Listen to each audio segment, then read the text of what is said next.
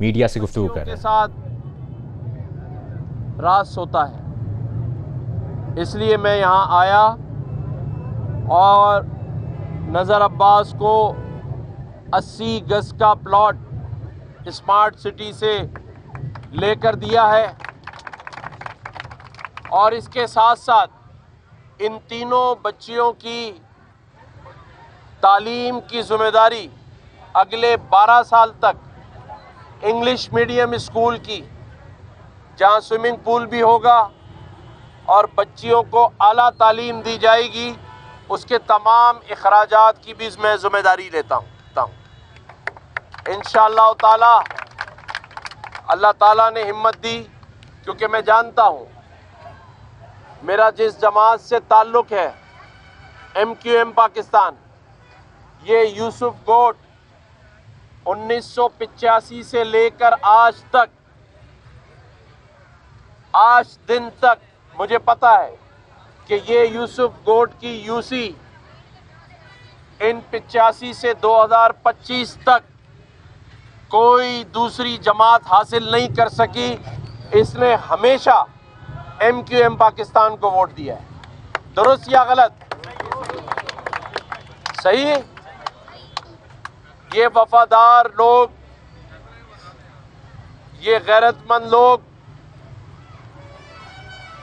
बिजली से महरूम हैं, गैस से महरूम हैं, रोड रास्तों से महरूम हैं, निकासी आपका निज़ाम नहीं है। जब ज़्यादा बारिश होती है तो इनके पास ज़्यादा पानी आ जाता है और इनकी गलियां भर जाती हैं। ये सारे जुल्म सहने के बाद भी आज तक इन्होंने अपनी वफादारी चेंज नहीं की। मैं बैठा ज़रूर गवर्नर हाउस में हूँ, लेकिन फारूक भाई ने भी देखा कि मैंने आकर नज़र अब्बास को कहा कि 23 जनवरी को ये हादसा हुआ है और ये जब थाने जाता है, सच्चल थाने, तो इसे दुत्कार दिया जाता है, इसे भगा दिया जाता है, इसे ताने दिए जाते हैं। लेकिन जब से मैंने ये कहा है कि इस शहर में और इस सूबे में हर मजलूम का भाई गवर्नर है, तो मैंने इसको भी कहा है कि अब जब ये थाने जाएगा तो ये वहाँ बताएगा कि मैं गवर्नर का भाई हूँ। फिर मैं देखता हूँ कि इसको कैसे दुत्कारा जाता है। नारे मुत्तहिदा, नारे महाजर, हमारा गवर्नर कैसा हो? ये शहर मैंने पहले भी बताया है, लावारिस शहर नहीं है। ये शहर हमारा शहर है, हम यहाँ के बेटे हैं और कोई बात नहीं अगर हमारे पास इस शहर में इक़्तिदार नहीं है, कोई बात नहीं अगर हमारे पास वसाइल नहीं है, कोई बात नहीं इक़्तिदार ना होने के बावजूद भी एक भाई दूसरे भाई के घर चलकर आया है। पूछो कोई आया तुम्हारे पास? अभी तक तो कोई भी नहीं आया। कितने महीने हो गए? 3 महीने हो गए। 3 महीने से कोई शख्स जो इक़्तिदार में है इसके पास चलकर नहीं आया।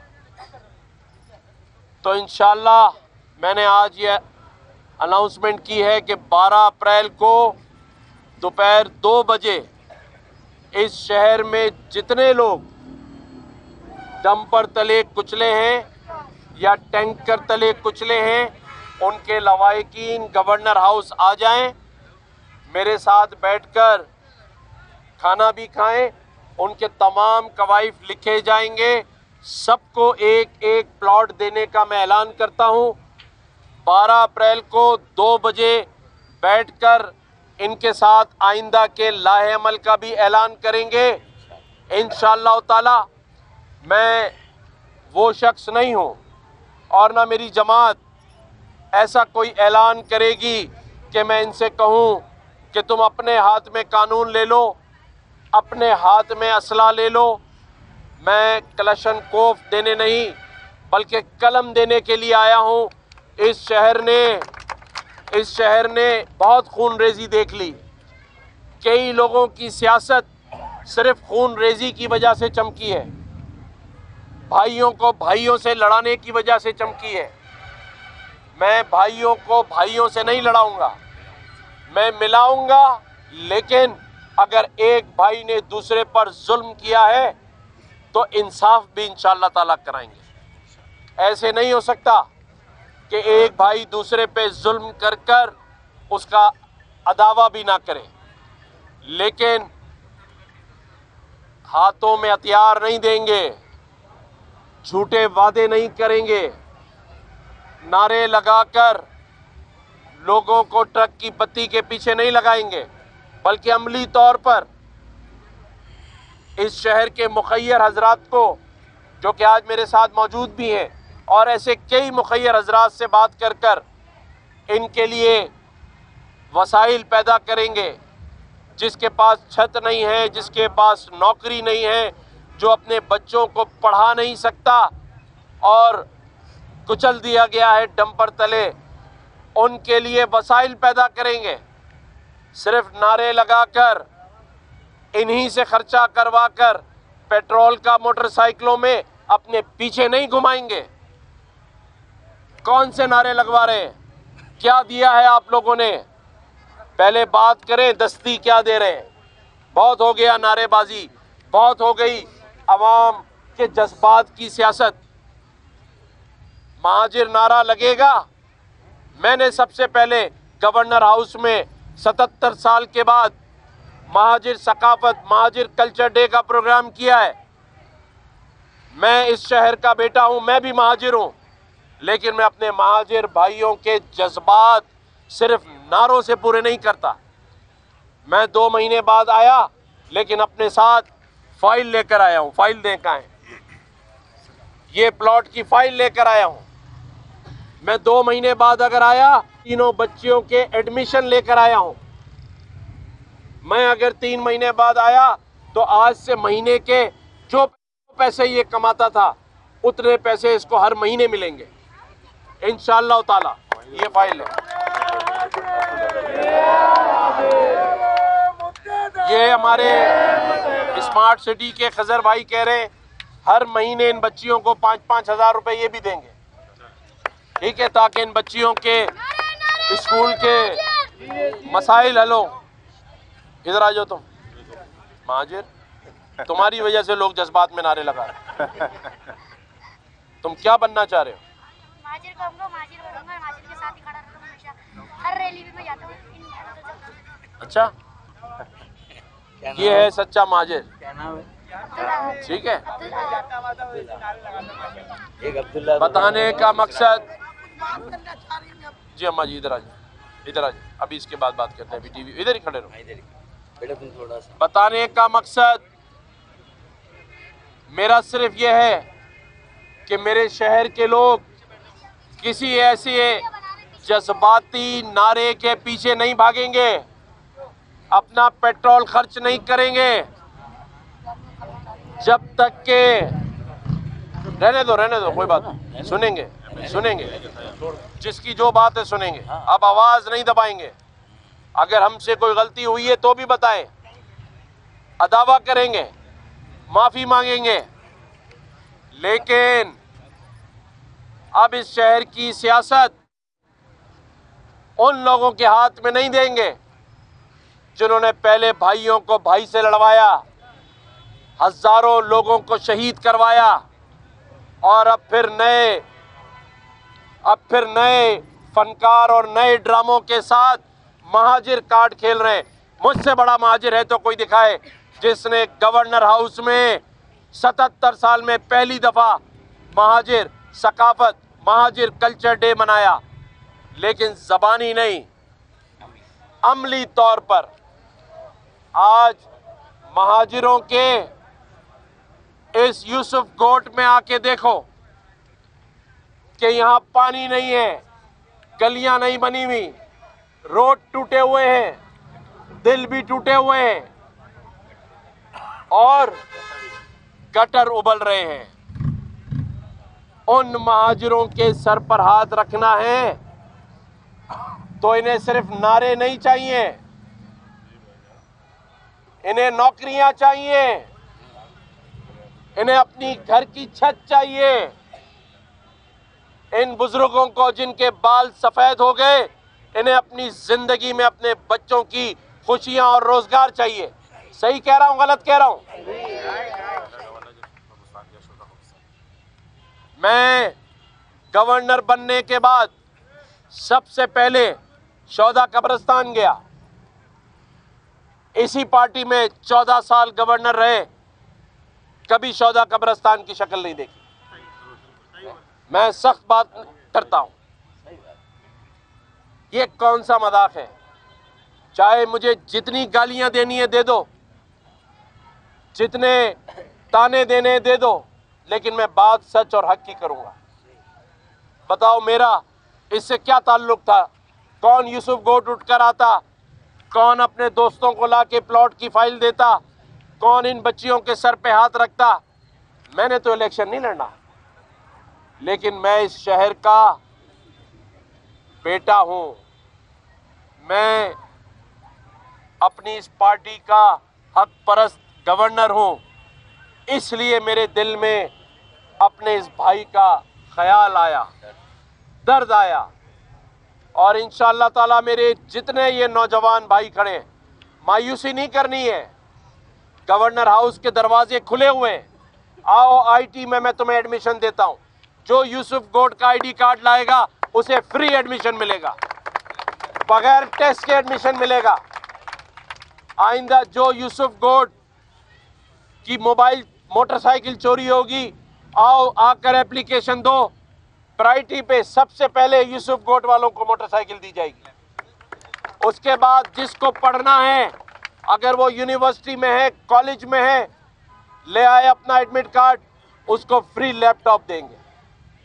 जो बच्चियां स्कूलों में पढ़ना चाहती हैं, उनके माँ बाप अफोर्ड नहीं कर सकते, आए लेकर आए उनको अच्छे से अच्छे स्कूल में free. Governor Sindh Kamran Khan Tessori traffic हादसे में हलाक नज़र अब्बास के अहल खाना से मुलाकात के बाद मीडिया से गुफ्तगू कर रहे हैं। स्पीकर खैबर पख्तूनख्वा असम्बली बाबर सलीम स्वाति ने पीटीआई की इंटरनल अकाउंटेबिलिटी कमेटी को खुद पर लगे करप्शन इल्ज़ामात के हवाले से जवाब जमा करा दिया है। करप्शन साबित होने पर स्पीकर सूबाई असम्बली को ओहदे से हटाए जाने का इम्कान है। ओहदा ना छोड़ने पर स्पीकर के खिलाफ अदम एतमाद की तहरीक लाई जा सकती है। स्पीकर खैबर पख्तूनख्वा असम्बली बाबर सलीम स्वाति ने पीटीआई की इंटरनल अकाउंटेबिलिटी कमेटी को खुद पर लगे करप्शन के इल्ज़ामात के हवाले से जवाब जमा कराया है। करप्शन साबित होने पर स्पीकर सूबाई असम्बली को ओहदे से हटाए जाने का इम्कान है। इस पर मजीद क्या डिटेल्स हैं जानेंगे ब्यूरो चीफ पेशावर शकील फरमान अली से। जी शकील, बताइए क्या डिटेल्स हैं मजीद?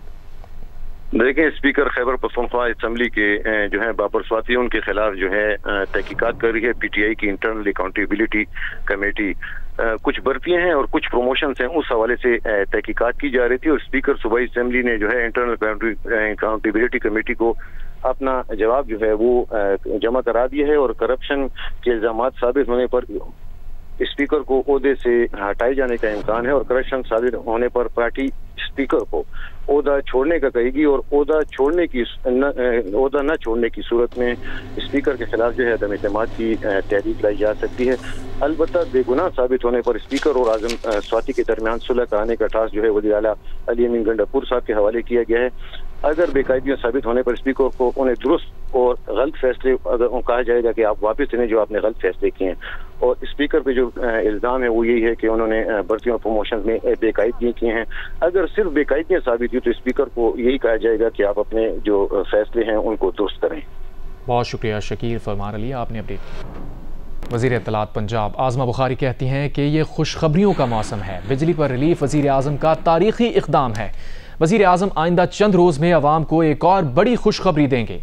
गंडापुर की कुर्सी खतरे में है। सदर जरदारी के कैनाल पर मंजूरी ज़बानी कलामी नहीं बल्कि दस्तावेजी है।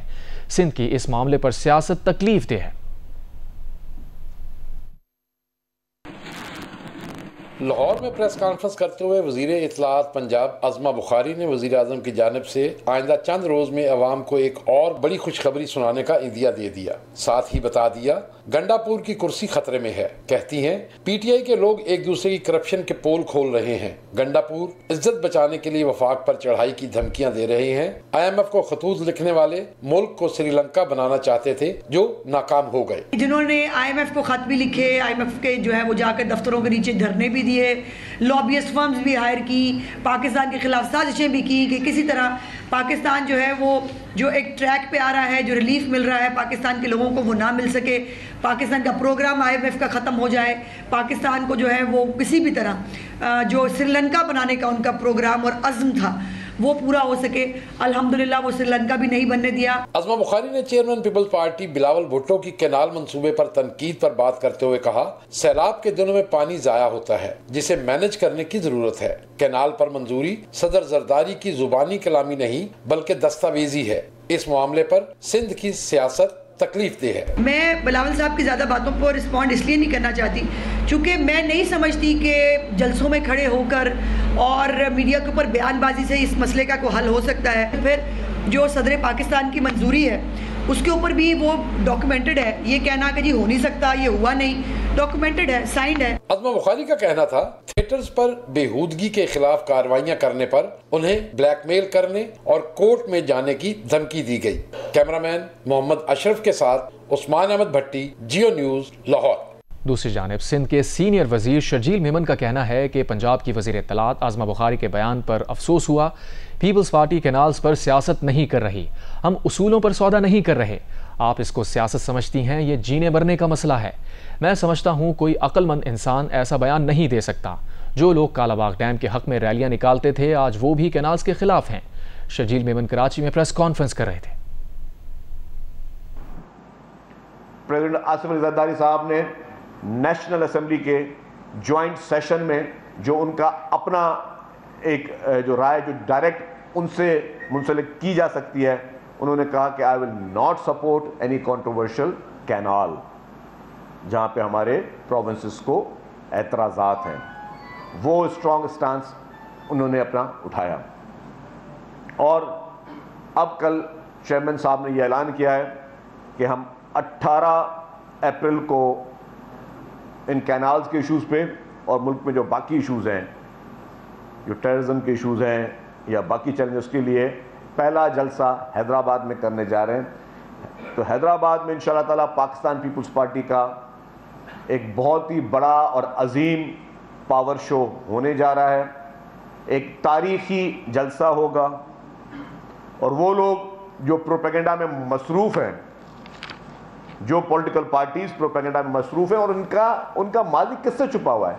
आप में से कितने लोग हैं जिन्होंने 1990 से सहाफ़त की है? ये दो चंडू साहब भी बैठे हुए हैं, आजिज़ जमाली साहब भी बैठे हैं, हमीद सुबुर साहब बैठे हैं। आप सब लोगों ने 1990 में सियासत में थे ना? आप लोग नहीं थे? क्या आपको याद नहीं है कि फंक्शनल मुस्लिम लीग ने जनरल परवेज़ मुशर्रफ के कहने पे कालाबाग डैम के हक में सांगड़ में रैलियां निकाली? आजिज़ जमाली साहब आपको याद है? बिल्कुल सही है। दो चंडू साहब आपको याद है? आवाज़ दो साहब आपको याद है ना कि फंक्शनल मुस्लिम लीग ने रैलियां निकाली थी कालाबाग डैम के हक में? दो साहब याद है ना आपको?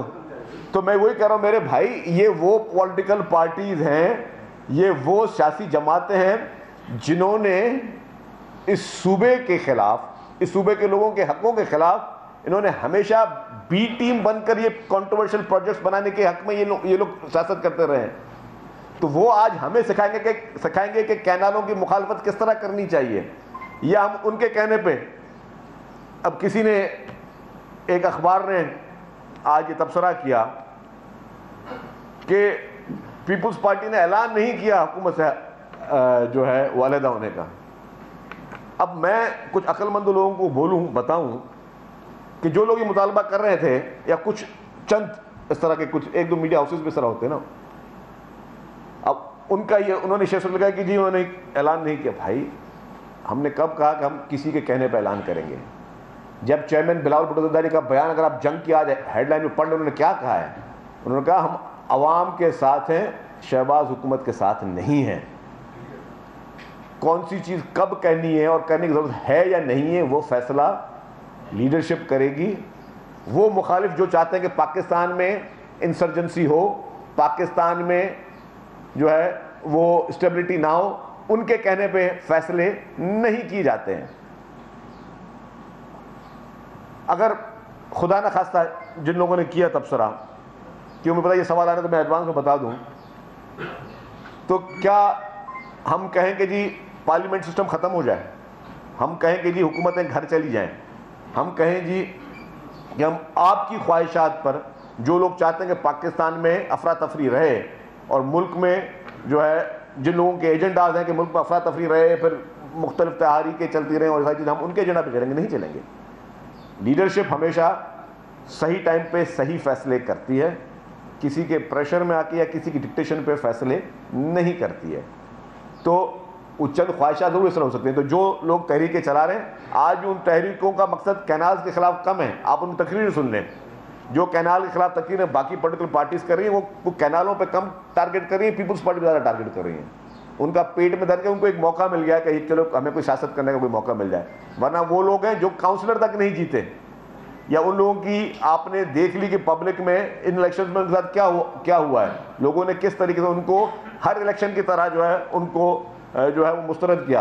पाकिस्तान तहरीक इंसाफ ने ही और उसकी लीडरशिप ने ही उस वक्त कहते रहे कि तालिबान के दफातर यहाँ पे खोले जाएं, तालिबान के दफातर पाकिस्तान में खोले जाए, तालिबान को नुमाइंदगी मिलनी चाहिए, उनसे बातचीत करें, तालिबान के साथ आप फ्रेंडली हों। और तभी ये हुआ कि कभी भी दहशतगर्दी के वाक़यात पीपल्स पार्टी की लीडरशिप पर तो होते रहे, लेकिन पाकिस्तान तहरीक इंसाफ, अल्लाह उनको, अभी भी मेरी दुआ है कि अल्लाह ताला उनको तमाम इस तरह के वाक़यात से बचा के रखे, अल्लाह उनको अपने हिफ्ज़ो अमान में रखे।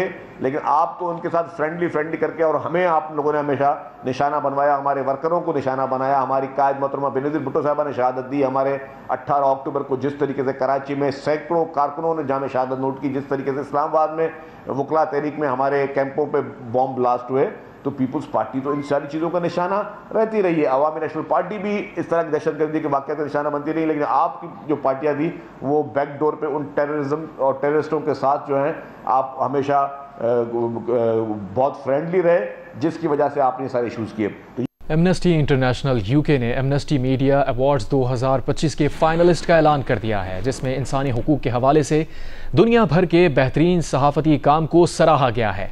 नौजवान सहाफ़ियों के लिए दिए जाने वाले गैबी रैडो अवार्ड की कैटेगरी में पाकिस्तानी नजात बरतानवी सहाफ़ी मिसबा खान और एडन टेलॉक को शॉर्टलिस्ट कर दिया गया है, जिन्होंने the bureau of investigative journalism के लिए नुमाया काम किया है। अवार्ड देने की तकरीब 4 जून को बरतानिया में मुनक्किद की जाएगी।